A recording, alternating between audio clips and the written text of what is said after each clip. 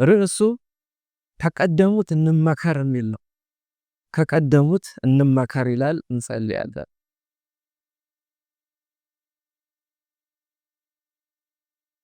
እግዚአብሔር ሆይ ስለዚህ ጊዜ እናመሰግናለን። አሁንም ደግሞ ለእኛ ሕይወት የሚበጅና የሚጠቅመውን ልትሰጠን መንፈስህ በዚህ ስፍራ ስላለ እናመሰግናለን። አምላኬ ደግሞ አንተ በመንፈስህ ስትመላለስ በዚህ ጉባኤ ስትንቀሳቀስ የተዘናጋ ጌታዬ ሐሳቡ የተሰረቀ ሰው እንዳይኖር ማጽናናል። በተለያየ መልኩ ጌታዬ የሳምንቱን ሸክማችንን አራግፈን እንዳንመጣ ላያችን ላይ ጌታዬ ቆልሎ እዚህ ያስቀመጠንን ሁሉ ንቀን አንተንና አንተን ብቻ ለመገናኘት ጌታዬ ወይ አቅሙና መሰጠቱ እንዲኖረን በጸጋ ግዘን። አምላኬ ጌታዬ በዚህ ጉባኤ ውስጥ እያንዳንዷ ነፍስ እግዚአብሔር ሆይ መመከር ያለባት ተመክራ፣ መገሰጽ ያለባት ተገሳ፣ መጽናናት ያለበት ተጽናንታ በአንተ ኃይልና ጉልበት ተሸልማ ከዚህ በድል እንድትወጣ ጸልያለሁ።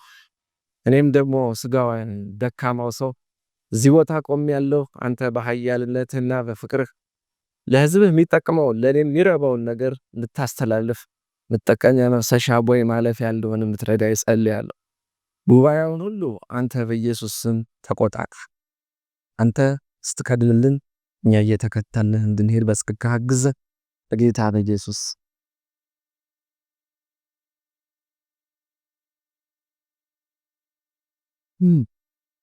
እንግዲህ ከኤደን ገነት እንንደርደርና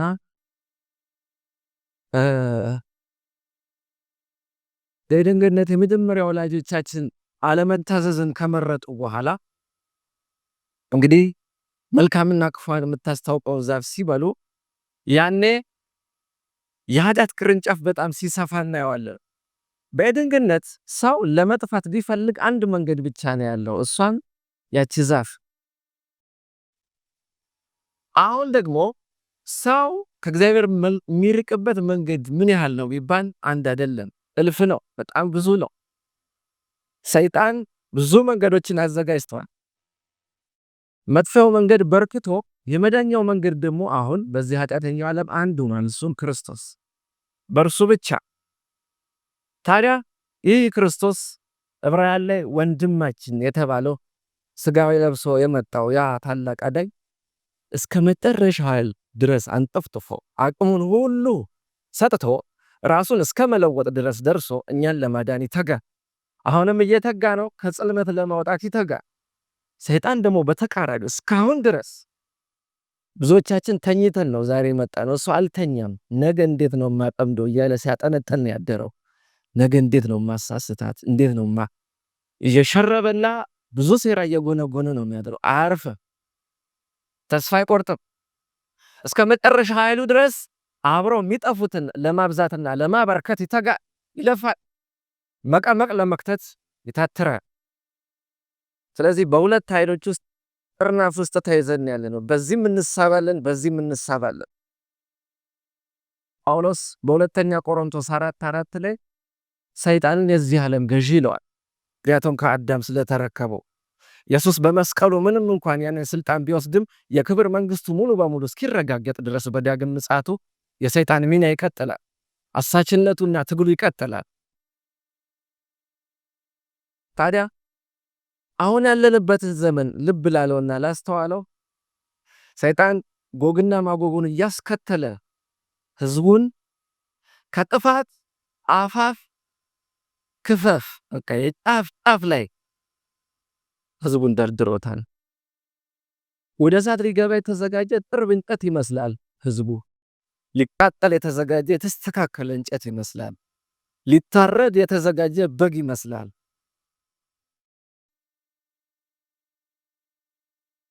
ኤፌሶን 5:11 ላይ ፍሬ ከሌለው ከጨለማ ጋር ስርዓት ጋር አትተባበሩ ይልቁን ግለጡት እንጂ ይላል። ለዚህ ጌታ ልጆች እንደ ጌታ ልጅነታችን ትጉ ተማሪ ሆነ ራሳችን ድነ እነዚህን እንደ ልጥ እንጨት ሊቃጠሉ ያሉትን ህዝቦች በህይወታችን ሽታ መልካም መዓዛ በመሆን ልንታደጋቸው ይገባል። እላዩዋ ተለብጦ ወርቅ አብረቅራቂ ነገር ግን ውስጧ ርካሽ ባዶ ምንም የሆነችውን ዓለም በተግባር ንቀን ልናሳይ ይገባል። ማር መስላ ጣፋጭ መስላ ተኩላና ተውባ ትውልዱን የምትማርከውን ይቺን ዓለማዊ ኤልዛቤል ምድራችን የጌታ ልጆች በተግባራችን ልንነቅፈው ልናጋልጠው ውስጡ ባዶ መሆኑን የተለበጠው ወርቅ ውስጡ ባዶ ካርቶን መሆኑን ደስታ የሚመስለው ውስጡ ምሬት መሆኑን በተግባር ልንገልጠው ይገባል። ዕውቁ ጸሐፊ ጆርጅ ኦርዌል አንዲት የታወቀች አባባል አለችው። እንዲህ ይላል፣ እያንዳንዱ ትውልድ ይላል ከእርሱ በፊት ከነበረው ትውልድ የበለጠ ብልህ እንደሆነ ያስባል ይላል። ሁሉም ትውልድ ሲደርስ አድጎ ሲመጣ ከኔ በፊት የነበሩትን ብሎ የሚያስባቸው እኔ ከነሱ የተሻልኩ ነኝ ብሎ ያስባል። በተለይ በዚህ ዘመን ብዙ የተሸወር ነው በቴክኖሎጂ ነው የበለጥ ነው እንጂ በእውቀት ብዙ የበለጥን አይመስልኝም። ካለፈው ዘመን ቴክኖሎጂው ደርጅቷል፣ በዝቷል፣ ሁሉ ነገር በኪስ ገብቷል፣ ቀሏል፣ ቤቱ በቴክኖሎጂ ተሞልቷል። ይሄ ሸውዶናል። ከባለፈው ዘመን የተሻለን እንደሆነ እንድናስብ አድርጎን ይሆናል ብዬ አስባለሁ። ስለዚህ ለመማር ከነሱ ከቀደሙት ለመቅሰም ብዙ ልባችን ክፍት አይደለም። ባለፉት ዘመናት በነበሩት ቀደምት አባቶችና አሁን ባሉት ወጣቶች መሃል ሰይጣን ስንጥቃት እንደፈጠረ ይሰማኛል። ወጣቶች ለመመከር ብዙ ልባችን ክፍት አይደለም። ትልልቆችም ደግሞ ተስፋ ቆርጠዋል። የዘመኑ ልጅ አይሰማም፣ ጆሮ አይሰጥም፣ ልብ የለውም፣ ትኩረት አይሰጥም ይሉታል። ስለዚህ በዚህ መሃል ክፍተት ተፈጥሯል።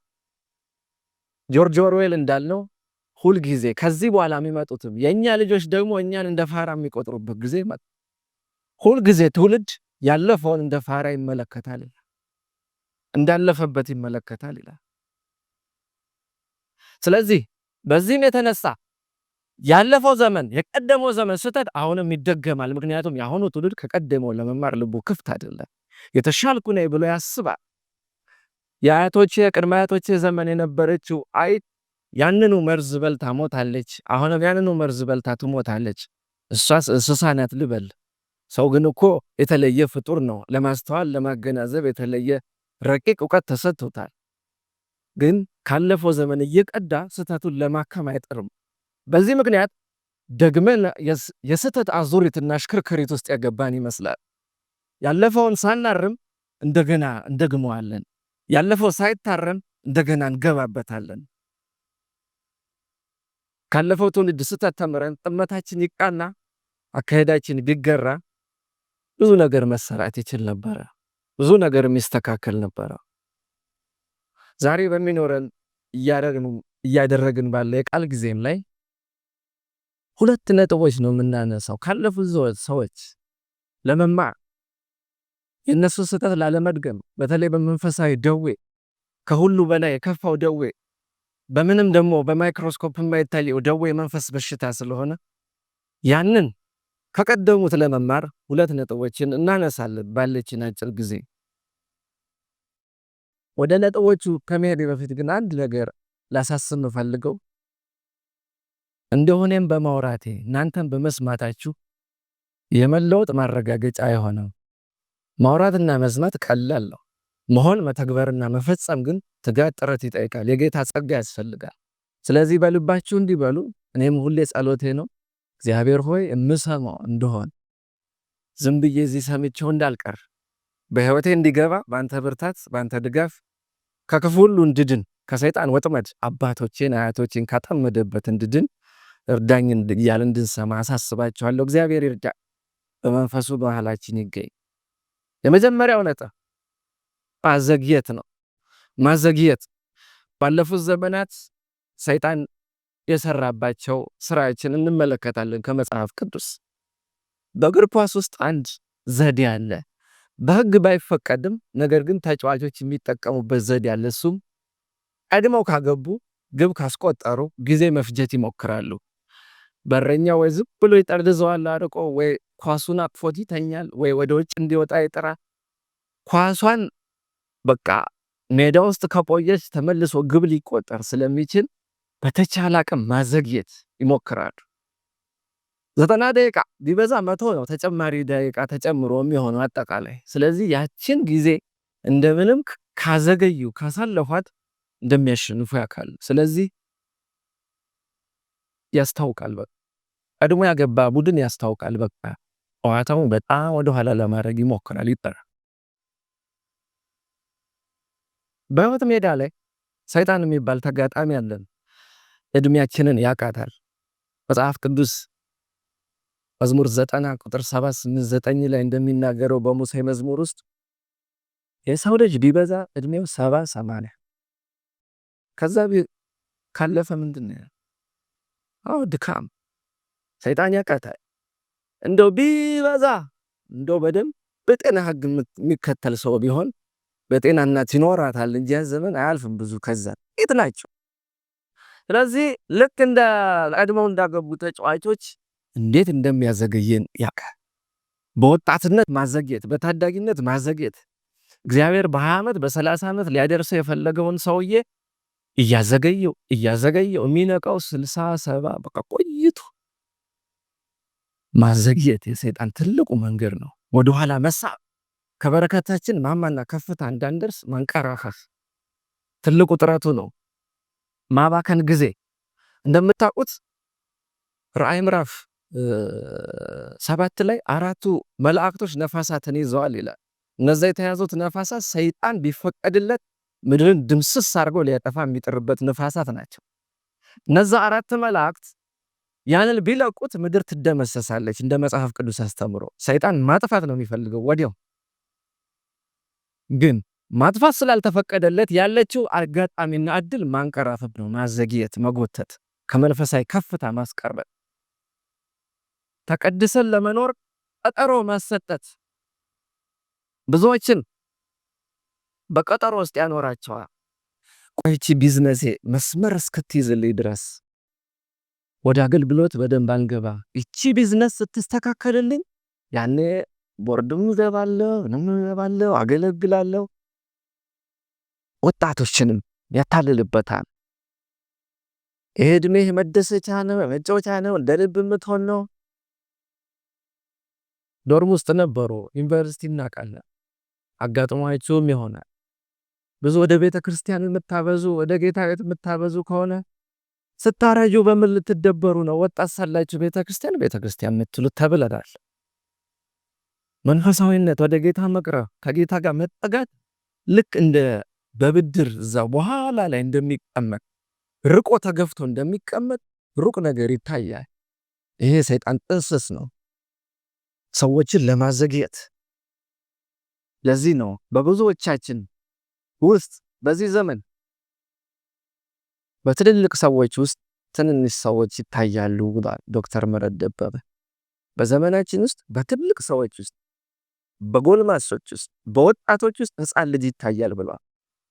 ምክንያቱም ለምንድን ነው? ጊዜውን ይገፉታል። የመብሰያውን ጊዜ ይገፉታል። ወደ ጌታ የመቅረብን ጊዜ ይገፉታል። ይዘገያል።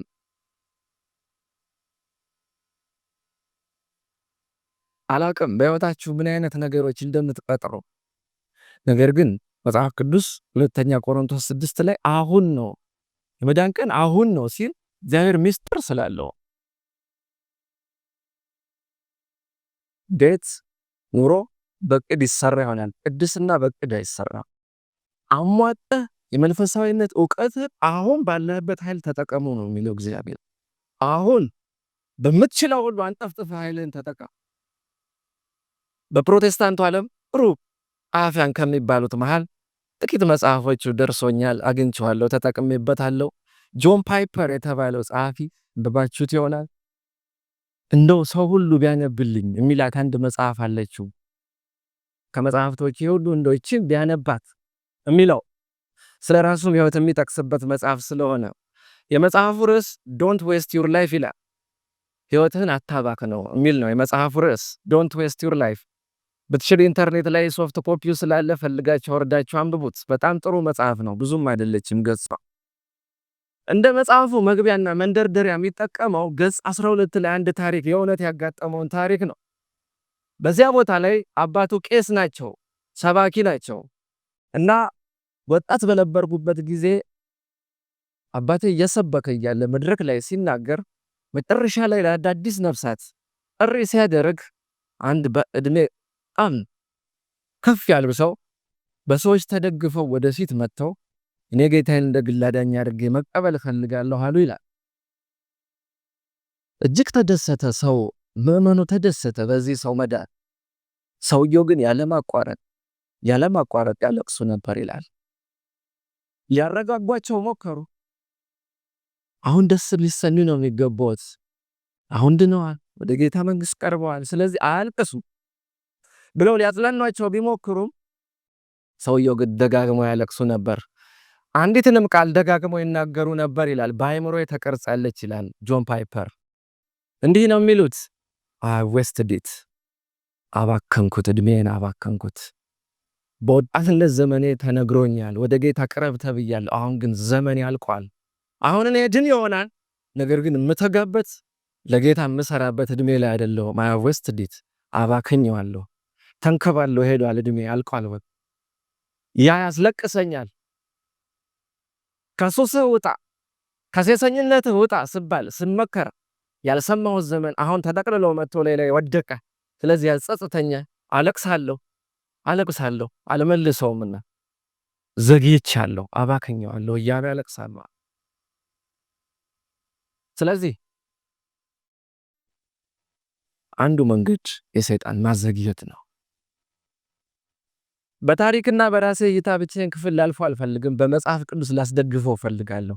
አንደኛ ተሰሎንቄ ምዕራፍ 2:18 ላይ አንደኛ ተሰሎንቄ 2:18 ላይ ጳውሎስ እንዲህ ይላቸዋል፣ የተሰሎንቄ ሰዎች ወደ እናንተ ለመምጣት ፈልገን ነበር ይላል።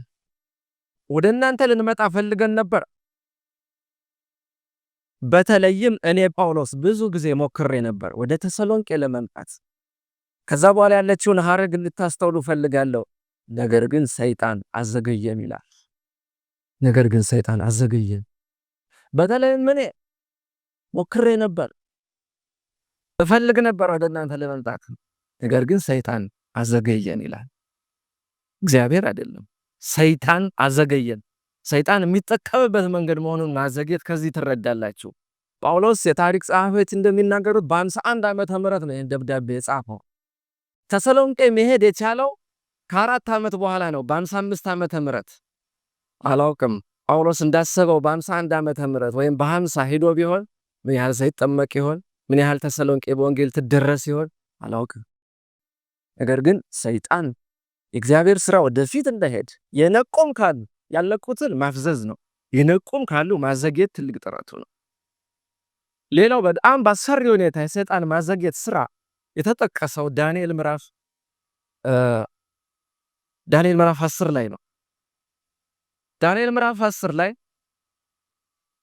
ከምዕራፍ 8 ጀምሮ እግዚአብሔር ራእይ ሰጥቷል ለዳንኤል ስለ 2300 ቀናት፣ ስለ ቤተ መቅደሱ፣ ስለነዛ ስለ አውሬዎቹ፣ ስለተለያዩ ነገር ሲነግረው ከቆየ በኋላ ዳንኤል ምዕራፍ 10 ቁጥር 1 ጀምሮች ስታዩ ተጨነኩኝ፣ ከዚህም የተነሳ ራሴን ከመልካም ነገር ከመልካም ምግብ ከለከልኩት፣ ለ3 ሳምንት ለ21 ቀን ያህል በጾም በጸሎት ቆየሁ ይላል።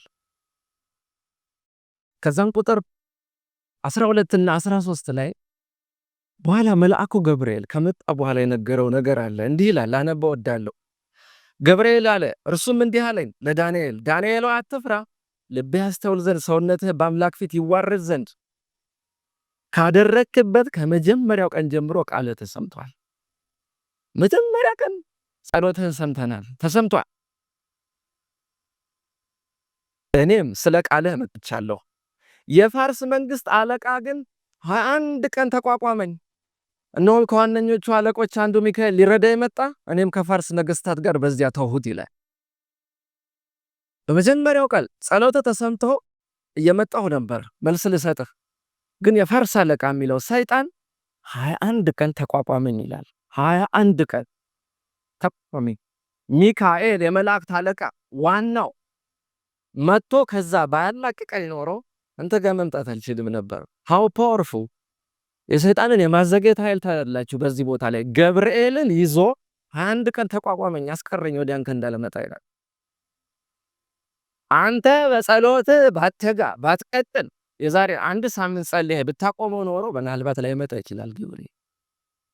በጸሎት በመትጋት በመታተርህ ግን ሚካኤል ሊረዳህ መጣ። ከዚያም በኋላ እዛ እሱን አገደልኝ፣ እኔ አልፌ መጣው ጸሎትህን ልመልስ ይለዋል። ያለንበት የመንፈሳዊ ዓለም ተጋድሎ ምን ያህል ኃይለኛ እንደሆነ ታያላችሁ። እንዲሁ ቀላል ጨዋታ አይደለም። በጣም ኃይል አለው ተጋድሎ። በተለይ በማዘግየት ረገድ ትልቅ ተጋድሎ ነው የሚታገለው ሰይጣን። ማዘግየት በዚህ ጉባኤ ውስጥ ወገኖቼ ወይ በጸሎታችሁ ሁል ጊዜ መታገልን አታቆሙ። ሁል ጊዜ እንዳንዘገይ ከበረከት ላሰብክልኝ ጊዜ፣ ላሰብክልኝ ዘመን፣ ላሰብክልኝ ሰዓት፣ ላሰብክልኝ የመንፈስ ከፍታና እይታ ጎድዬ ዘግይቼ እንዳልቀር ጌታ የሚለው እንደ ዳንኤል ሁል ጊዜ በጸሎት መትጋት እንዳለብን ያስተምረናል። ደጅ መጥናት ጌታን ሁል ጊዜ ከመንፈሱ ዓለም ያለውን ሁሉ ለማዘግየት የሚደረገውን ትግል ሁሉ መናጠቅ፣ መዋጋት በጌታ ጦር ጋሻ ያንን ማድረግ እንድንችል ጌታ ይርዳል። ታዲያ የእድሜያችንን ክምር ወደኋላ ዞር ብለን ስናየው ከንፈር ማንመጥበት በጸጸት ሸማ ማንፈተልበት እንዲሆን ዛሬ መንበርከክ፣ ዛሬ ከጌታ ምሪትን መንገዲ ማምለጫ፣ ከማዘግየት ማምለጫ ከጌታ መማፀን መጠየቅ ይገባናል። በአራተኛው ክፍለ ዘመን ከነበሩት ታዋቂ ቴዎሎጂያን ስነ መለኮት ሰዎች መሃል አንዱ ኦገስቲን ነው። ወይም ደግሞ በአማርኛው አውግስጢኖስ ይሉታል ኢትዮጵያውያን። ይህ ሰው እስከ 33 ዓመት ዕድሜው ተራ ሰው ነበር። ስለ ራሱ ኦገስቲን ኮንፌሽን የሚል መጽሐፍ ጽፏል። በቅርቡ እንደውም ተተርጉሞ አየሁት ሲሸጥ ገበያ ላይ። የኦገስቲን ኑዛዜ የሚል መጽሐፍ አለው። በአርባዎቹ መግቢያ ላይ የጻፈው እንግዲህ የዛሬ 1600 ዓመት የተጻፈ መጽሐፍ አለ እስካሁን ድረስ ጥሩ ይዘት ስላለው መጽሐፍ። ይህ ሰው ከ33 ዓመት በፊት የነበረው ህይወቱ ተራ ህይወት ነበር። በየተጠራበት የሚሄድ በየሄደበት የሚያድር ሁሉ የፈለገውን የሚያደርግ ሰው ነበር። 33 ዓመቱ ላይ ወደ እግዚአብሔር መጥቶ የባከነውን ህይወቱን እያሰበ በጣም ይጸጸት ነበር። እዛ መጽሐፉ ላይ አንዲት ጎልታ ደማቅ የምትታወቅ ጽሑፍ አለችው። አረፍተ ነገር እግዚአብሔርን እንዲህ ይለዋል፣ ሌት አይ ሃቭ ላቭድ ዩ የወደድኩ ከዘገየ ነው። 33 ዓመት ሙሉ ባክኗል እድሜ ይላል። እንግዲህ አሁን 33 ዓመት እንደ ትንሽ ሊታይ ይችላል፣ ግን በጣም ትልቅ ነው። 33 ዓመት ማለት ክርስቶስ ተወልዶ አድጎ ሰብኮ የተሰቀለበት እድሜ። 33 ዓመት ባክኖብኛል። አቭ ዌስትድ ኢት ዘገየሁ ሳልወድህ። እዛ እንደ መዝሙር መልክ ይቀጥለዋል። ምን አለ ይህን ጣፋጭ ሽታህን ቀድሜ ባውቀው ውስጤ ይረካ ነበር። ምን አለ ይህን ጣፋጭ ጥፍጥናህን ባውቀው የጎመዘዘ ሕይወቴ ይጣፍጥ ነበር እያለ ይቀኛል ወደ ታች። 76 ዓመት ሆኖ እስኪሞት ድረስ የባከኑትን 33 ዓመታት እያሰበ ከዘገየ ወደድኩ የምትለዋ ሁልጊዜ ካፉ አጠፋም ነበር። ስለዚህ እኛም እንዲህ እንበል። አላውቅም ምን ያህል ዘመን በምድር ላይ እንደኖርን፣ ነገር ግን አሁንም ቢሆን ሕይወት ሲያኖረን ጌታ እድል እየሰጠን ነውና ጌታ ሆይ ሳልዘገይ ለስራ እንድተጋ ለአንተ እንድተጋ እርዳኝ የሚለው ጸሎታችን ነው። በዚህ ጉባኤ ውስጥ ያቀድክ ካለህ ለወደፊት ያቀድክ ካለህ ለማገልገል ለቅድስና ለመሰጠት አሁን አድርገው። አትዘቢ፣ ጊዜ አትውሰድ። የተጣባና ላይ የተጣበቀው ማንነት ክፉ ነገር ሁሉ አውልቀህ ለመጣል በቅድስና ለመሰየም በጌታ ፊት ጊዜ አትውሰድ። አትዘግይ። እስካሁን በግለሰብ ስለመዘግየት ነው ያወራሁት። መጽሐፍ ቅዱስን ስታጠኑ እንደ ሕዝብም ይዘገያል ይላል። እንደ ሕዝብ ይዘገያል። ከእስራኤል ውጭ ሌላ ጥሩ ምሳሌ አናገኝምና እነሱ ላይ ላጠንጥን። እስራኤላውያን እግዚአብሔር ከምድረ ግብፅ አውጥቶ ከምስር አውጥቶ ወደ ከነዓን ምድር ሲወስዳቸው በ40 ቀን እንዲገቡ ነበራል እግዚአብሔር እቅዱና ሐሳቡ። ነገር ግን ታሪኩን ታውቁታላችሁ። ባለማመን ጠንቅ የተነሳ 40 ቀኑ ወደ 40 ዓመት ተመንዝሮ ዘኍልቍ 14:34 ላይ እንግዲህ ባለማመናቸው የተነሳ አንድ ቀን ብዬ የነበረውን 1 ዓመት ሆኖባቸዋል። ስለዚህ በምድረ በዳ 40 ቀን ትቆያላችሁ አላቸው። ሲናን ተራራ ሲዞሯት 40 ዓመት አሳለፉ ይላል። ሲና ተራራ ከሴትና ሕፃናት ውጪ የነበሩት 600,000 ወንዶች የወጡት ከግብፅ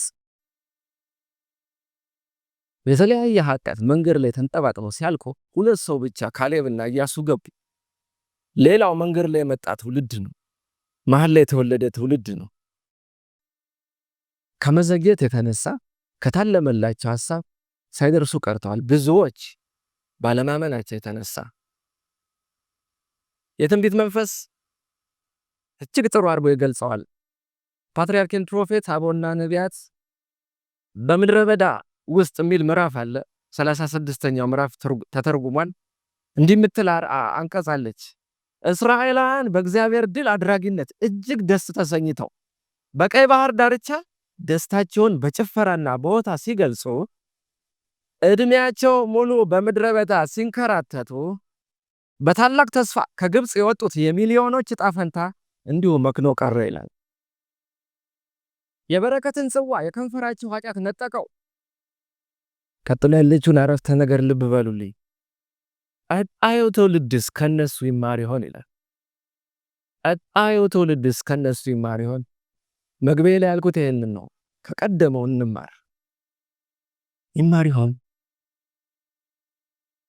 በእኛ አንድነት ማጣት፣ በእኛ ያልበሰለና ያልጠለቀ ክርስትና፣ ዓለም ወዲያ ወዲህ ስታዋክበን ባልታረመ ክርስትናችን አላውቅም። የ40 ቀን መንገዳችን ወደ 40 ዓመት ተመንዝሮ ይሆን አላውቅም።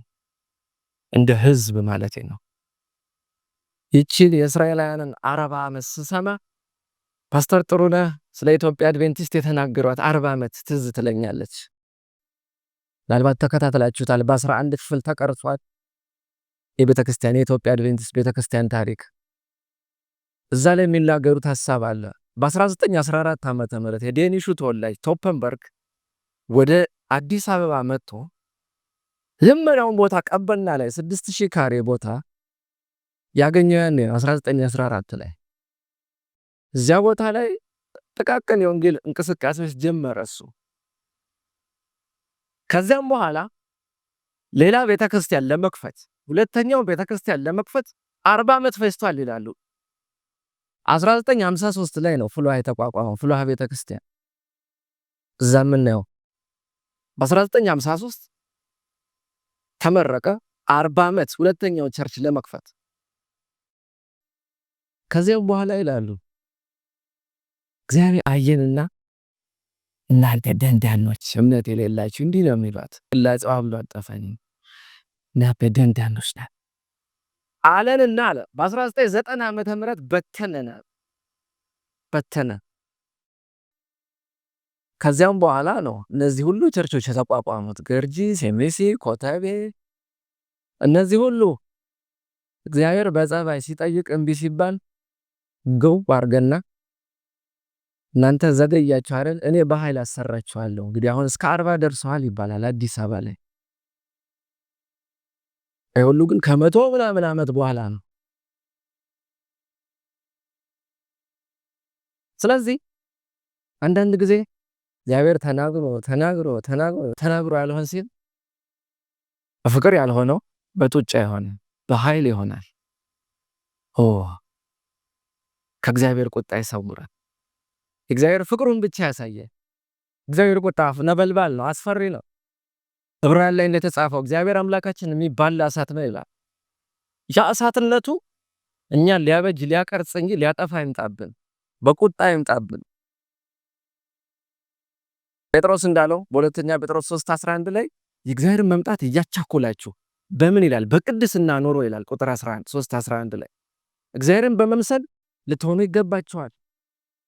ገኖቼ ሆይ እግዚአብሔር እንደ ሕዝብ ሲያየን የዘገየንበት ነገር ካለ በአንገተ ደንዳናነትና በምድራዊ መዋከብ እግዚአብሔር ይቅር ይበለን። ለብ ያልንበትን በድን ሆነን ስለ ጌታ የማይሞቀን የማይበርደን ሆነን የጎረበጥነውን በጫማው ያለ እሾህ የሆንበትን ሁሉ አልመች ያለውን ሁሉ እግዚአብሔር ይቅር ይበለን። ታድሰን ተሞርደን ተቀርጸን በኃይል ሆነን የጌታን ሥራ ማፋጠን እንደ ግልም እንደ ሕዝብም ማድረግ እንድንችል ጌታ ይርዳል። ያለዚያ ቃሉ እንዳለ ምሳር በዛፍ ውስጥ አለ ካላፈራ ይቆርበጣል። ያለዚያ ማጭድ በሰብሉ ዘለላ ስር አለ ያላፈራውን ያጭደዋል። ወገኖቼ ከዚያ ጌታ ይጠብቃል። የጌታ ፍቅሩ እንጂ ቁጣው እንዳይረፍብን ጌታ ያስበን።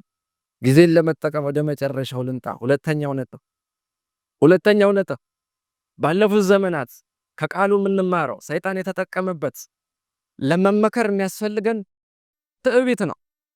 ትዕቢት። ይህንን ነጥብ ለማየት ወዲያ ወዲህ ብዙ አልልም። አንድ ሰውን መጥቀስ በቂ ነው። እሱ በደንብ ይገልጿል። ፓኬጅ ነው ያ ሰውዬ ለዚህ ነገር። ይሁዳ መታበይ ስለሚለው ነገር ከሱ ህይወት ብዙ መማር አለብን። የይሁዳ ህይወት የሚያሳዝን ህይወት ነው። በሌላ በኩል ስናየው ግን ብዙ ትምህርት የሚቀሰምበት ህይወት ነው የይሁዳ ህይወት። ሰው እንዴት ከኢየሱስ ጋር ሰንብቶ 42 ወር አብረው ኖረው 3 ዓመት ተኩል አብረው በልተው ጠጥተው አንድ ላይ ኖረው ተመላልሰው በዚያ መልኩ ሰው እንዴት ሊሆን ይችላል የሚለው የዘወትር ጥያቄ አንድ ቀን ይመለስልኝ ይሆን? ነገር ግን ከሱ ህይወት ደግሞ መማር አለብን። መጽሐፍ ቅዱስ የሐሜት መጽሐፍ አይደለም። ሊያማ አልተጻፈ። የሳኦልን ድክመት ሲያስቀምጥ እያማው አይደለም፣ ተመከሩ ነው።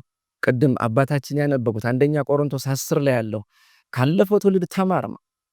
እሰም ሊያጠፋ የሚችለውን መንገድ ሰልልና አወቀው፣ ዳንበት፣ ትረፍበት።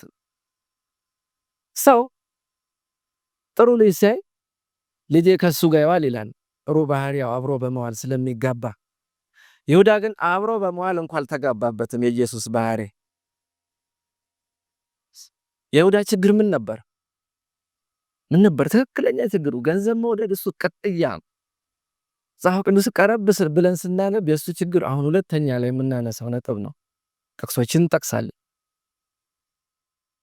አንዳንዶች ይሁዳ እጣ ፈንታው ነው የሚሉዋል። የተወለደው ለመሸጥ ነው። እጣ ፈንታው፣ እጣ ክፍሉ ገና ሲወለድ ለመሸጥ፣ ኢየሱስን ለመሸጥ እንደ አንድ አገልግሎት ክፍሉ የሚቆጥሩ ሰዎች አሉ። ከሱ ተነስተው እኔም የተወለድኩት ለጥፋት ይሆናል ብለው ገና ካሁኑ ለጥፋታቸው የሚያወጠነጥኑ ሰዎች አሉ። ገጥመውኛልም ደግሞ። ነገር ግን ይሄ በይሁዳ ጀርባ ተመስቦ ያለውን ክፉ ደዌ፣ የመንፈስ በሽታ ሰዎች እንዳያጠኑትና እንዳይደርሱበት ሰይጣን ያስቀመጣት ህመም ናት። ተከርኖ እንዲቀመጥ ከሱ ትምህርት እንዳይወሰድ እግዚአብሔር በተለይ ኢየሱስ ክርስቶስ ደጋግሞ የፍቅር ጥሪ አድርጎለታል ለይሁዳ። የዘመናት ምኞት ገጽ 680 ላይ የእግር ጥበት በሚያካሄድበት ጊዜ ኢየሱስ ክርስቶስ አውቆ ይላል ሆን ብሎ የመጀመሪያ እግርን ያጠበው ይሁዳን ነው ይላል። እነ ጴጥሮስንም አይደለም። ጴጥሮስ በእድሜ በለጥ ይላል ይባላል፣ ግን አውቆ ይሁዳን ሄዶ እግሩን ቅብን ያጠበው ይላል። ከዚያ በኋላ ይላል ይሁዳ ዞር ብሎ አይታቸው ድሮስ ማን ሊቀድም ነበር? እኔ ስለምበልጥ ነው ይህን ቀድሞ ያጠበኝ ብሎ በውስጡ አሰበ ይላል። ተመካ ይላል፣ ተጓደደ። ይህም የፍቅር ጥሪ ነበረ። አንተ በአእምሮ ልትሸጠኝ የምትፈልገኝ ሰው በዚህን ያህል አፈቅርሃለሁ፣ እወድሃለሁ የሚል ጥሪ ነበረ። አስቡት እስቲ። በዚያ ህብረት መካከል ኢየሱስ ያውቃል፣ ውስጡ ምን እንዳለ ያውቃል። ይሁዳ ልሸጠኝ ያሰብከውን ነገር ግን ታቆማለህ እሺ ብሎ ቢናገር ያቺ የማልኮስን ጆሮ የቆረጠችው የጴጥሮስ ጩቤ ለይሁዳ እንደምትሆን ጥርጥር የለኝም። ጴጥሮስ አልፎ እግዚአብሔር ግን ኢየሱስ ግን በልቡ ይዞ አስቀምጦታል። አልተናገረበትም። ልቡን እያወቀ በፍቅር ከድኖለታል። የመጨረሻ የፍቅር ጥሪው ሉቃስ 22:22 ላይ ነው። የሰው ልጅስ እንደተጻፈው ይሆን ዘንድ ግድ ነው፣ አሳልፎ ለሚሰጠው ግን ለዚያ ሰው ወዮለት ይላል። ግድ ነው። አንተ ብትሰጠኝም ባሸጠኝም እንደተጻፈው የሰው ልጅ አሳልፎ ይሰጣል። እኔ የተወለድኩት ለመሞት ነው። ክርስቶስ የተወለደው ለመሞት፣ እድሜውን ሙሉ ቀራንዮን እያየ ነው የኖረው። ይሁዳ ቢመጣ ባይመጣ እሱ ነው ሞቱ አይቀርም። አሳልፎ ለሚሰጠው ለዚያ ሰው ግን ወዮለት አለው። ይህንንም አልሰማው፣ ረግጦት ሄደ። የተጻፉት እኒህ ናቸው፣ ያልተጻፉትም ሌሎች ይኖራሉ። ጌታ የፍቅር ጥሪ ያደረገለት ምዕራፍ 76 ላይ ይሁዳ የምትል ርዕስ አለች። ወደ 6-7 ገጽ ናት። ያነበባችሁ ታውቁታላችሁ፣ ካላነባችሁ አንብቡት። ትክክለኛው ባህሪው መታበይ ውስጡ እንዳለ እዛ ላይ በደንብ ተገልጧል። ከመጽሐፍ ቅዱስ ጋር ሆኖ አንድ ላይ ማለት ነው እየተበራራ። እጅግ ያስገረመች ክፍል ቁጭ ብሎ ያያቸዋል ይላል። ደቀ መዛሙርት ጴጥሮስን ያዩና ይሄ ችኮይ እንደ ሁሉ ነገር ላይ ልፍጠን ባይ ይለዋል። ችኩልነቱን አይተው ይንቀዋል ይላል። ይሄ ለቁም ነገር አይደርስም በጣም ይንቅዥቅዥ ይላል ብሎ ይንቀዋል ይላል። ዮሐንስ ሊያዩና በእድሜ ከሁሉ ታናሽ ስለሆነ ይሄ ገና ነው አልበሰለም፣ ለኃላፊነት አይመጥንም፣ ልጅ ነው ብሎ ይንቀዋል ይላል። ማቴዎስን ደግሞ ያዩና ሌዊ ማቴዎስን ያዩና የገንዘብ እውቀት ያለው እሱ ነው እንደውም ከይሁዳ በላይ፣ ምክንያቱም ቀራጭ ነው ሰርቷል። ቡክ ኪፒንግ ያውቃል፣ የገንዘብ አያያዝ አጠቃቀም ያውቃል። ግን ማቴዎስንም ደግሞ ያየውና ብዙ ጊዜ ሲያስተውለው ከልክ በላይ በኢየሱስ ክርስቶስ ትምህርት ሲመሰጥ ያየዋል። አፉን ከፍቶ ሲማር ያየዋል። ስለዚህ ይሄ ሰውዬ አጉል ሲመሰጥ ብሩ ይጠፋል፣ ለቁም ነገር አይበቃም ማቴዎስ። ስለዚህ ሁሉንም እንዲህ እያለ በፊልጶስ ዳተኝነት፣ በቶማስ ተጠራጣሪነት እያየ አእምሮውን ምርጡ ሰው እኔ ነኝ፣ ከዚህ ህብረት መሃል ቁልፉ ሰው እኔ ነኝ፣ እያዳሜ አሳጥማጅ ምናምን ቀራጭ አልነበርሽ እንዴ? አይ አም ዘ ቦስ፣ በቃ ትልቁ ሰው እኔ ነኝ በዚህ ህብረት መሃል። ኢየሱስንም ሲያየው ሁል ጊዜ በቃ ጉስቁል ያለ አዋራ እግሩ ምናምን። ከሱ የምፈልገው በተአምራት አማካኝነት ከሮም ነጥቆ የሚመልሰውን ለይሁዳ የሚያመጣውን መንግስት ነው። ያኔ ቁልፍ ቦታ ይዛለሁ፣ ወሳኝ ሰው ሆናለሁ የሚል ልብ ውስጥ ነበረ። በተለይ በእግር እጥበቱ ጊዜ ክርስቶስ እንደ ተራ ሰው መጥቶ እግራቸው ስር እየተርመጠመጠ እግር ሲያጠብ የበለጠ ናቀው ይላል። ይሄኔ ለትልቅ ነገር ማስበው ይሄን አቧራ ዝቅ እያለ ያጠበር ብሎ ናቀው ይላል። ውስጥ ያለችው ትዕቢት ገነፈለች። እንደውም ለመሸጥ ውስጡ እርግጠኛ ሆነ ያኔ ነበር። አንዱ ታደው ምንም ብዙ የሚያጠራጥር ነው፣ ብዙ የሚረባ ሰው አይደለም፣ እዚህ ታች ምናምን ይወድቃል። ናቀው ይላል። ከዛ በኋላ ታሪኩ ሲቀጥል ታውቁታላችሁ፣ ይስተዋላል። በሐዋርያት ሥራ መጽሐፍ ውስጥ ሁሉም ደቀ መዛሙርት 11ዱ ሚናቸውን ሲወጡ ይሁዳ የለም። ቁልፍ ነኝ ያለው ቁልፉ ሰው የለም። ችኩሉ ጴጥሮስ ሰክኖ በርዶ ተስተካክሎ፣ ዳተኛው ፊልጶስ በእምነት ተሞልቶ፣ ተጠራጣሪው ቶማስ ጸንቶ፣ ዮሐንስ አድጎ በመንፈሳዊ ዕውቀት ጎምርቶ፣ ቆላስይስ 3 ላይ ጳውሎስ ከፀሐይ በታች ወንጌል ያልደረሰበት ቦታ የለም እስኪል በመተማመን እስኪናገር ድረስ ምድርን ሲያንቀጠቅጧት ወሳኝ ሰው ነኝ ያለው ሰው የለም። ቁልፉ ሰው የለም። የታበየው ሰው የለም። በእግዚአብሔር ሥራ ውስጥ ወሳኝ የሚባል ሰው የለም። ቁልፍ የሚባል ሰው የለም በእግዚአብሔር ሥራ ውስጥ። ሁሉም በፍቅር የተገዛ ባሪያ። እንዴት የሚያምር ስም ነው! ባሪያ፣ አገልጋይ። የጌታ ሥራ ወሳኝና ቁልፍ ራሱ ክርስቶስ ብቻ፣ እሱ ክርስቶስ ብቻ፣ እሱ ብቻ። ሐዋርያት ሥራ 1:26 እንደሚነግረን ቁጥር 24 ጀምሮ ስታዩት ይሁዳ በራሱ ፍቃድ ወዶ ለቆ በሄዳት ቦታ ሰውን ተካ ዘንድ ይገባናል ይላል። ዕጣውም ተጣለ። ማቲያስ ላይ ያረፈ። በይሁዳ ቦታ ማቲያስ ገባ። ታዲያ ይሁዳ ከገንዘብ መውደድ በተጓዳኝ የገባበት ትልቁ ነገር መታበይ ነበር፣ ያወጥመድ። ከሱ የምንማረው ትልቅ ነገር አለ። ጌታን እየፈራን እንጂ እያስፈራራን ማገልገል የለብንም። ጌታን እየፈራን እንጂ እያስፈራራን ይሄድለታለሁ ማን እንደሚጎዳ ያለው እያሉ ሰዎች በቃ በቀላሉ ከአገልግሎቱ ከየትም በቃ ይርቃሉ። ማን ይጎዳል? እሱ አገልጋይ መች አጣ? በጌታ ግዙፍ እርሻ የወይን እርሻ መሃል ያለሁ እኔ አንድ ቅንጣት ነኝ። ቅንጣት ናችሁ ሁላችሁ አንዲት። የእናንተ መኖር አለመኖር የጌታን ዙፋን አያነቃንቀውም፣ የጌታን ሥራ ወደኋላ አያስቀረውም። ስለዚህ በትህትና እናገልግል ነው የይሁዳ ምክር፣ የሕይወቱ ምክር። ማገልገላችን ለእኛ ጥቅም ነው ያለ ነቁጣ ያለ በደል የሚያገለግሉት እልፍ አላፍ እርግድ እያሉ የወደቁ የሚሰግዱለት መላእክቶች አሉት ጌታ። ሰው አላጣ፣ አገልጋይ አላጣ። እሱ የአገልጋይ ጥረት የለበትም። በብዙ ስፍራዎች ስንቶች ህብረቱን የጎዱ መስሏቸው፣ ቤተክርስቲያንን የጎዱ መስሏቸው፣ የነሱ አለመኖር ቤተክርስቲያንን የሚያፈዛት መስሏቸው ራሳቸውን ከአገልግሎት አቅበዋል፣ ከግለታቸው ወርደዋል። ነገር ግን አትርሱ፣ ይሁዳ ቢሄድ ማትያስ ይመጣል። እናንተ ብትሄዱ ጌታ ሰዋል። የዩኒቨርሲቲ ተማሪ በነበርኩበት ጊዜ ልክ እንደሄድኩኝ የቤተ ክርስቲያናችን የተማሪዎች ቤተ ክርስቲያን ናት። ተማሪዎች የሚያገለግሉበት ቦታ ናት። ያተመቸን ቶሎ ነበር ወደ አገልግሎት የገባሁት። በመጣው በግማሹ ሴሚስተር የወጣት ረዳት አደረጉኝ። ከዛ በኋላ በቀጣይ ዓመት እሱ ተመርቆ ስለሄደ ኃላፊ ሆንኩኝ። ደርቤ ቤተ ክርስቲያን ዘማሪዎችን ደግሞ ያስኩኝ። እዚህ መሃል አንዳንዶች ጎንደር የተማሩ ይታዩኛል፣ ያስታውሳሉ። ለምስክርነት ይጠቅማል እንዳልዋሽ።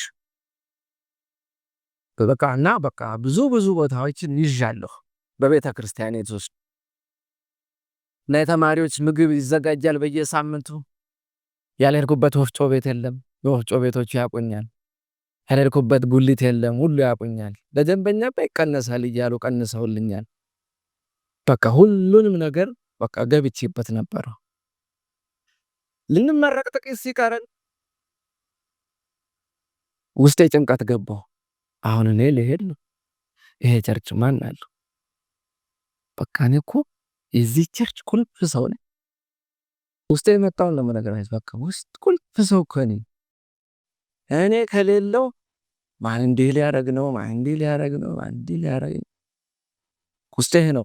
ደግሞ እኔ ብቻ አይደለሁ፣ አብረን የወጣነው ልጆች አንዴ ዲያቆን ኃላፊ ነው፣ አንዴ ፈቃደኛ ወንጌላውያን ኃላፊ ነው። አላለን ርግ ብለን የወጣ ነው። ስለዚህ ያንንም አሰብኩኝና ስራው ሊጎድ ምን ነገር ጭንቅላት ያስገባ። በኋላ በተለይ ቀረውን ክረምት የቀረውን ግማሽ ሴሚስተር ለመመረቅ ጥቂት እንደቀረን ሐሳቤ ላይ ያለው ጭንቅላቴ ላይ ያለው ነገር ምንድነው? ቀጣይ ዓመት ይቺ ቤተክርስቲያን ወድቃለች። በቃ ደግሞ አንድ ነገር ስታስቡ ሰይጣን ደግሞ ይጠቀምባታል። በህልም ሁሉ ይመጣብኝ ጀመር። ቸርቹ ባዶ ሲሆን ሲበተን ንብረቱ እና ይሁን እስቲ። ስለዚህ በውስጤ አንድ ነገር ተቀምጧል። የኔ መኖር ቤተክርስቲያንን ደግፏታል ሚል ነገር አምሮ ላይ አስቀም። ተመርቀን ሄድን፣ ጊዜው ደረሰ። ከዚያ በኋላ በቀጣዩ ዓመት ጥቂት ወራቶችን አልፌ ካልተሳሳትኩ ዳር ወይ ታህሳስ ላይ ደወልኩን፣ ወደ ዩኒቨርሲቲው ደወልኩ፣ እዛ ለቀሩት ጓደኞች። እዛ በኋላ እንዴት ነው እኔ አምሮዬ ላይ የምጠብቀው አቤት እናንተ ነበራችሁ ያላችሁ ምን የሚል ነገር ነው የምጠብቀው። በተለይ አንተ የሚል ነገር ነው የምጠብቀው። ጥሩ ልጅ ነው፣ ግልጽ ልጅ ነው። ግልጹን ነገረኝ። እንደውም ካንተ የተሻለ ሰው ነው ያለው አለኝ። አሁን ካንተ የተሻለ ሰው በፊት አንተ ሁሉም ነገር ለያዘው ብለህ አላሳተፍከንም፣ ያሁን ያሳተፈ። አሁን እኮ ያወጣ እያለ መግዛት ጀመረ።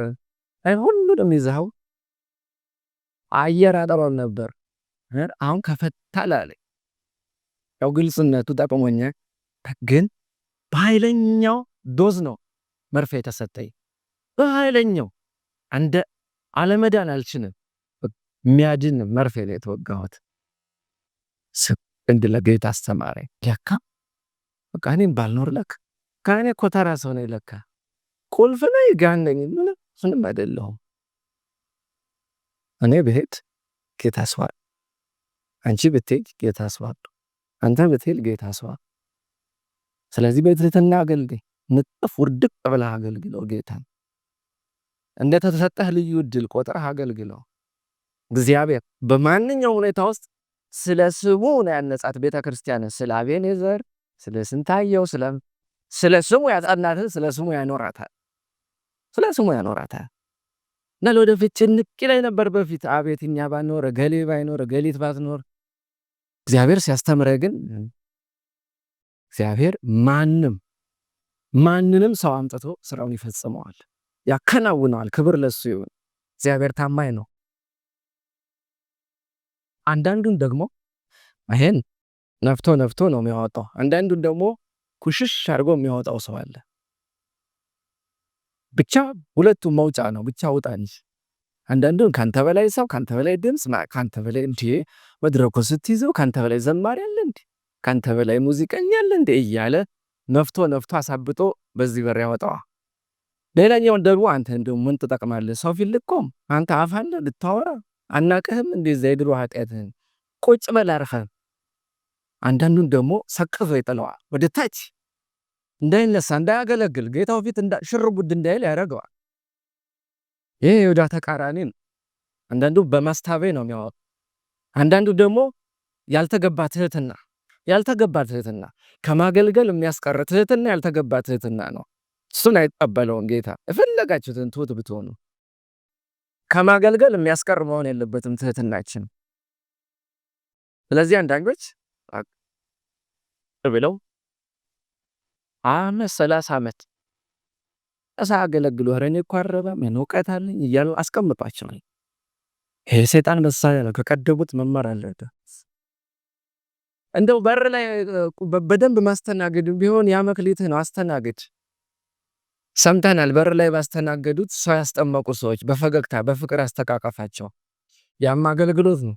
ሚናህል ላይ እግዚአብሔር ግለጥልህ በለው በትህትና እንዳገለግልህ በዚህ አለ።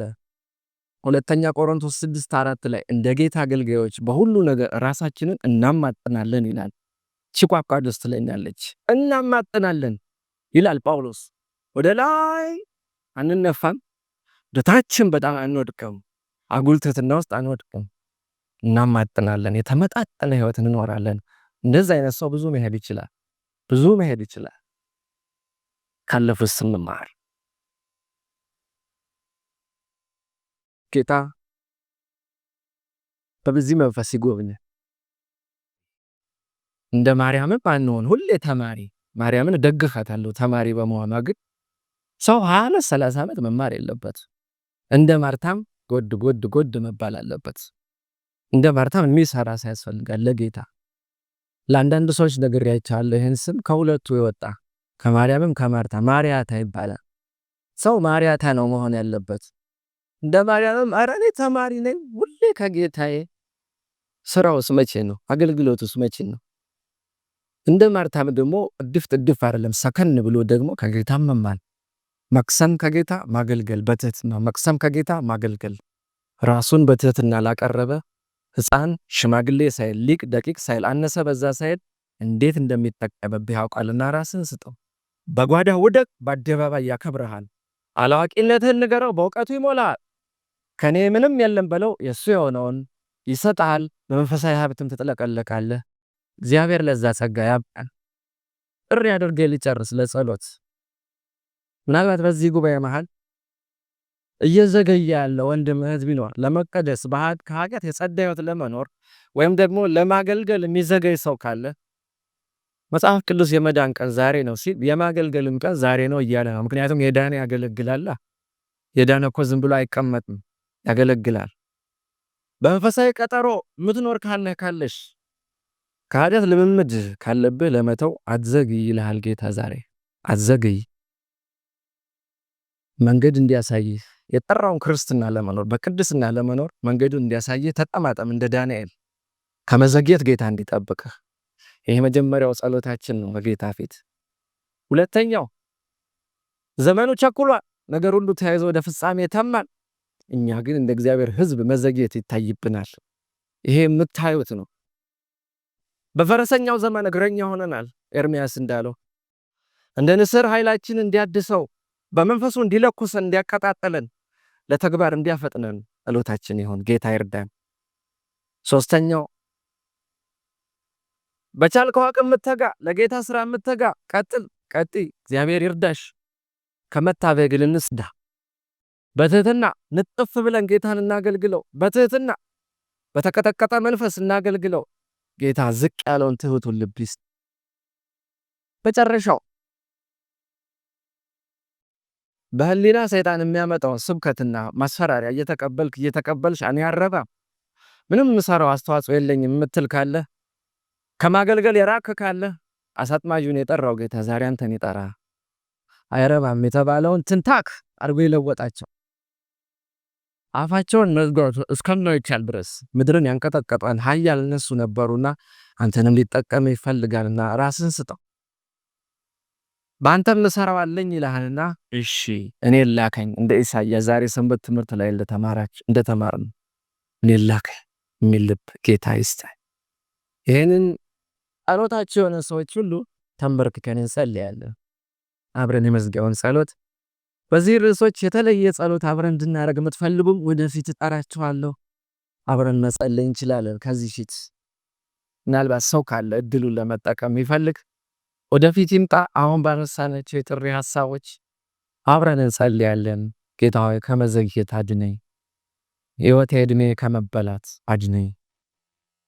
እግዚአብሔር ሆይ የምንል ተለየ ጸሎት የሚያስፈልገው ካለ አብረን እንድንጸልይ ከሚጸልይላችሁ አንዱ ነኝና አብረን እንጸልያለን። ምናልባት ሰው ካለ ለ20 ሰከንድ እድል እሰጣለሁ። ከዚያም በኋላ ወደ ጸሎት እገባለሁ።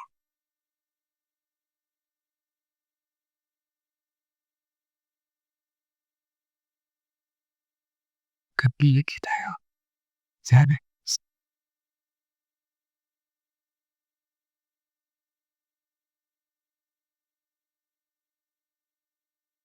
ወደ ጸሎት እንሄዳለን።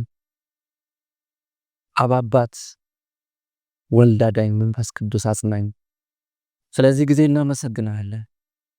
ስለረዳህን በመሃላችን በመገኘት ለሕይወታችን ስለመከርከን ተመስገን። ከቀደመው ተማሩ ካለፈው ተገሰጹ ሞት ጌታዬ ተመከሩ ብለ በዚህ ሰዓት ለሕይወታችን የሚጠቅመውን ግሳጼ ስለላክልን ተመስገን። አባት የሚወደውን ልጁን እንደሚገስጽና እንደሚቆጣ አንተም በቃልህ አለንጋ ስትጋረፍ በቃልህ ሰይፍ ስትሰይፍ ለማዳን ነውና ተመስገን። እኛ እንድንጠፋ ከአንተ እንድንሸሽ ገሸሽ እንድን ፍላጎት የለህምና በቁጣ ውስጥም ፍቅር አለበትና ተመስገን። በግሳጼ ውስጥ ምክር አለበትና ተመስገን። እግዚአብሔር የዘላለም አምላክና አባት ሆይ በዚህ ሰዓት በፊትህ ራሳችን እናቀርባለን። ከኛ የሆነ በእኛ የሆነ ለእኛ የሆነ ምንም የለም። እኛ ተገልጠን ስንታይ ድካም ብቻ ድካም ነን። አንተ ደግሞ መልካምነት ብቻ መልካም ነህ። ተመስገን። እግዚአብሔር ሆይ በእኛ በጎደለን ባጣነው ድሃ በሆንበት በተራብንበት መንፈሳዊ ማንነታችን ያንተ ጸጋ እንዲገባልን እጸልያለሁ። ጠላታችን ሰይጣን ምንኖረትን ዘመን ያውቃል። ምን ያህል ቢበዛ 70-80 ነው። ከዚያ ብዙ እንደማንርቅ ያውቀዋል። ስለዚህ ሕይወታችንን በተለያየ ነገር አጀንዳ በመስጠት ሰቅዞ በመያዝ ጭንቅላታችንን በማይረባ ኮተት በፖለቲካው በምድራዊ ሩጫው መንፈሳዊ ሕይወታችንን አቀጭጮ አሳጥቶ አፍዝዞ አደንግዞ በኋላ በቁጭት ጸጸት ወይ ምን ነው ባልሆንኩ በሚል ጌታዬ ቁጭት ውስጥ ሊጥለን የሚታገለው ሰይጣን እንድንነቃበት የመንፈስ ዓይናችንን ክፈትልን፣ ያስተውሎት ዓይናችንን ክፈትልን። ከጌታዬ ጋር እሰራለሁ፣ አባቴ ይሰራል እኔም እሰራለሁ እንዳለው ኢየሱስ እኛም ከአንተ ጋር ወደፊት በቅድስና እንድንገሰግስ በጸጋ እርዳን። እንደ ሕዝብም ከመዘግየት ጠብቀን እባክህ እንድንተጋ በጸጋ እርዳን። አምላኬ ጌታዬ ሆይ አንተ ብዙ ልትሰራብን ስትመጣ ስትፈልግ ሳለ እግዚአብሔር ሆይ ዳተኞች የሆንብህም ከማቻኮል ይልቅ ያዘገየናቸውን ነገሮች ሁሉ በኢየሱስ ስም ይቅር በለን። ፈውሰን፣ አትጋን ለሥራ፣ አፍጥነን ለተግባርህ፣ ቶሎ ወደ ማረፊያችን ያለ ማስታገሻ መዳን ወዳለባት ፍጹም ፈውስ ወዳለባት ምድር አፍጥነን ወደዚያም ለመድረስ የሚያስችለንን የሕይወት ጌታ ሆይ መንፈሳዊነት ቀልጥፍና ስጠን። ከመፍዘዝ ከመደናገዝ ጠብቀን። እግዚአብሔር አምላኬ ሆይ ወርቅ ለብጦ ውስጡን ባዶ አድርጎ እያታለለ ወደፊት ወደ ሞት ከሚያስገሰግሰን ሕዝብህን እግዚአብሔር ሆይ በማይረባ ነገር ሰቅዞ የያዘውን ሁሉ ኤፍታህ ብለህ እንድትፈታው ጸልያለሁ። ሁላችንንም በዚህ ጸጋ ድረሰን አስበን። እንዲሁም ደግሞ ጌታ ሆይ ከትዕቢት አውጣን። እግዚአብሔር አምላኬ ሆይ እውቀት አለን ብለን የሌለን ከመሆኑ እናውቃለን ብለን ከመራቅ ካንተ አንተ ጠብቀን። ትሁት ልብን ስጠን። በፊትህ ዝቅ ያለ የተቀጠቀጠ ላንተ የሚመች እንደፈለከው የትም ግቡ ስትለን የምንመች ተኮፍሰን አብጠን ለመግበል እዛ ለመሄድ እዛ ስራ ለመስራት የፈለከው ቦታ ስትሰካኝ እንዳንሰካ ሆነን በመንፈሳዊ መታበይ እንዳናብጣን ተጠብቅ ትሁት አድርገን ዝቅ ያለን ልባችንን ላንተ የሰጠን መሆን እንድንችል እርዳን። እንዲሁም ደግሞ ጌታዬ ሆይ በአጉል ትህትና በማይጠቅም ትህትና በሰይጣን ስብከትም ደግሞ ካንተ ከፍታ ከመቅረት አንተ ጠብቅ። እግዚአብሔር አምላኬና ጌታዬ በመንፈሳዊ ንቃት እንድትጎበኝ እንጸልያለሁ። ይህን ማድረግ ደግሞ የሚችለው ያ ኃያሉ መንፈስ ቅዱስ ነውና እኔ በሄድኩ ጊዜ እልክላችኋለሁ ያም ወደ እውነት ሁሉ ይመራችኋል የተባለውን ያንን ታላቁን መንፈስ በኢየሱስ ስም እንድሰድልን እጸልያለሁ። ለሕይወታችን ላክል። በቤተሰባችን መሃል መንፈስ ይንቀሳቀስ። በቤተ ክርስቲያን መሃል መንፈስ ይንቀሳቀስ። እግዚአብሔር ሆይ መንፈስ በኃይል ሲንጠንና ስራ ሲተገበር እንድናይ መንፈስ ዓይናችን ይከፈት፣ አስተውሎታችን ይጥራ። እግዚአብሔር ሆይ በጸጋ ጎብኘ። ያሳለፍናቸውን ያባከናቸውን ያልተጋንባቸውን እግዚአብሔር ሆይ የተንቀራፈፍንባቸውን ዘመናት ሁሉ በሚክስ ፍጥነት ወደፊት በስራ እንድንገሰግስ ነፍሳትን በማዳንና በማጥመድ ጉልበት እንድንገሰግስ በጸጋ ግዘን። አምላኬ ሆይ በተለየ ሁኔታ ደግሞ ወደዚህ ፊት የመጡትን አሉ፣ እኔም ከነሱ አንዱ ነኝ። ጌታ ሆይ በተለየ ሁኔታ እጆቻቸው እንድትይዝ ጸልያለሁ። ታውቃለህ የጓዳቸውን ጌታ የሚታገሉበትን ትግላቸውን ወደፊት ሊስፈነጠሩ ሲሉ እንዲዘገዩ የሚደረጉበትን ታውቃለህ። ወጥመዳቸውን እንድትሰብር ጸልያለሁ። ከአንተ የተነሳ ጌታ ሆይ ማምለጥ እንዲችሉ እንደ መዝሙረኛው ወጥመድ ተሰበረ እኛም አመልጥ እንደተባለው እንዲያመልጡ በጸጋ እርዳን። እግዚአብሔር አምላኬ እያባበለና ጌታ ሆይ እያታለለ ጌታዬ ከመንገድ ከመስመር እንዳያወጣን ይሄና ሕዝቤን ወደፊት የቀረብነውን እንድትጠብቀን እንድትረዳን በኢየሱስ ስም ማጸናሃለሁ። አምላኬ እግዚአብሔር ሆይ ጓዳቸውን ፈትሽ፣ ሕይወታቸውን ፈትሽ እጸልያለሁ። ያለውን ችግር፣ ጉድለት፣ ሕጸጽና እምነት፣ ህመም ሁሉ መንፈሳዊ ደዌያቸውን ሁሉ ኢየሱስ የፍቅር ዘይትን አፍስሰህ ፈውሳቸው። በመንፈሳዊ ቁስለታቸው ላይ የጸጋን ዘይት አፍስስበት። እንዲድኑ ሙሉ ሰው ሆነው በፊትህ እንዲቆሙ በቅድስና ተሸልሞ እንዲቆሙልህ በጸጋ እርዳቸው። ስለ ሁሉም ተመስገን። የእኛን የታናሽ ልጆችህን ጸሎት አንተ ታላቅ አምላክ ሳትንቅ ስለሰማ ስለተቀበልከ ተመስገን። በዚህ መንፈስ እንድንውል እንድንኖር በጸጋ እርዳ። ስለ ሁሉ ተመስገን። ከፍ በል። መንፈስህ ለዘላለም እጆቻችን ይዞ እስከ ሰማይ ይምራ። ክብሩን ሁሉ አንተ ውሰድ። በጌታ በኢየሱስ ስም አሜን።